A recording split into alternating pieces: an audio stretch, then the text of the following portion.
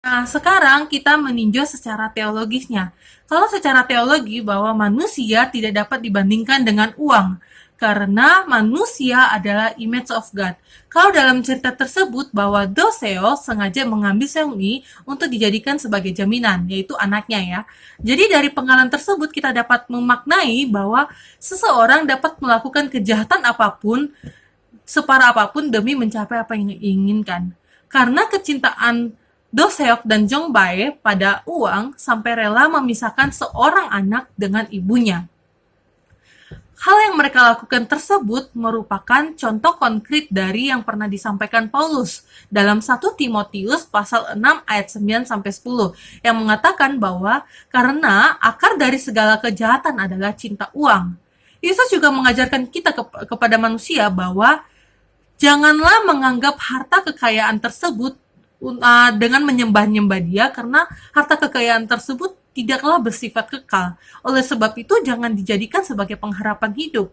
Yang dapat dijadikan sebagai pengharapan hidup yang sejati itu hanyalah Yesus Kristus. Dan perlu kita ketahui juga bahwa segala harta yang kita miliki di dunia ini hanyalah merupakan anugerah dari Allah. Oleh sebab itu, tidak ada kebanggaan dalam diri kita, kita tidak boleh membanggakannya atau sampai merampas seorang anak kecil seperti dalam cerita tersebut yang juga merupakan ciptaan Tuhan yang paling sempurna dibandingkan ciptaan yang lain untuk dijadikan sebuah jaminan urusan manusia.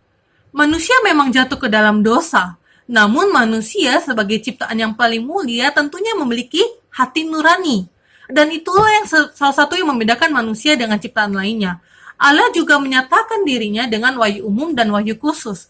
Wahyu umum merupakan penyataan Allah melalui alam ciptaan ini, sesuatu yang dapat diakses oleh segenap umat manusia, sedangkan wahyu khusus adalah penyataan Allah yang ditujukan kepada bangsa atau orang tertentu. Dalam hal ini bangsa Israel sebagai umat perjanjian lama atau dengan umat pilihan Allah. Wahyu umum yang dialami semua manusia dapat melalui pengalaman akan alam semesta dan pengalaman hati nurani. Pengalaman akan alam semesta merupakan sesuatu yang dialami oleh setiap orang tatkala menghadapi keagungan alam, keindahan pemandangan, bencana alam, dan sebagainya. Sedangkan pengalaman hati nurani membawa manusia pertama-tama pada pertemuan akan dirinya sendiri, selanjutnya pertemuan dengan Allah. Hati nurani akan bersuara ketika menghadapi rangsangan di lingkungan kita berada. Begitu juga tentunya yang dialami oleh Do Seok dan Jong Bae kalau dalam film tersebut.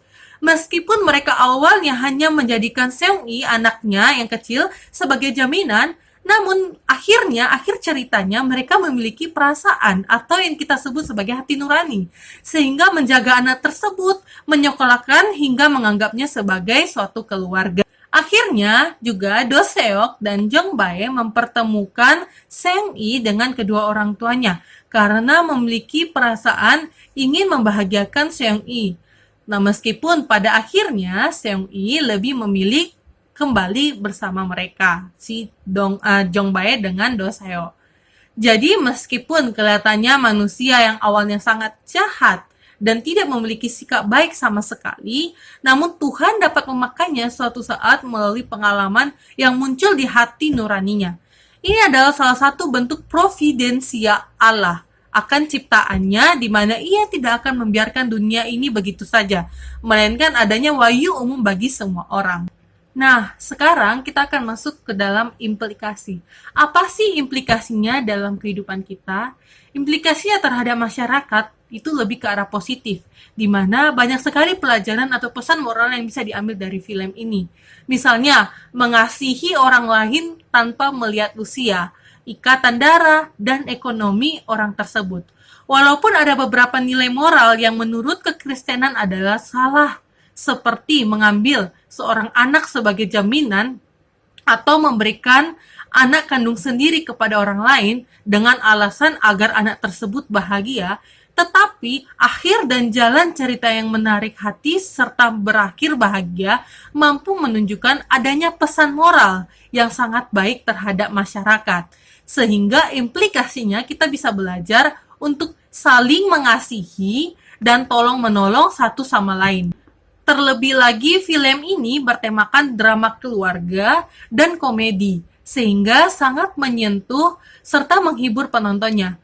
Jika bagi kami, kelompok, film ini memang sangat menyentuh serta menggetarkan hati, di mana implikasi yang kami rasakan adalah belajar untuk saling mengasihi serta menyayangi orang tua kami yang masih Tuhan percayakan kepada kami, sama halnya dengan Semi yang berusaha dan bersekolah dengan giat membuat kami terpacu untuk lebih baik lagi, serta mensyukuri apa yang telah kami miliki. Contoh nyatanya nih, kalau kita bersyukur karena bisa berada di TC UPH, di mana tidak hanya beasiswa 100% bagi kami, melainkan kami juga mendapatkan ilmu serta pendidikan karakter Kristen yang sangat baik.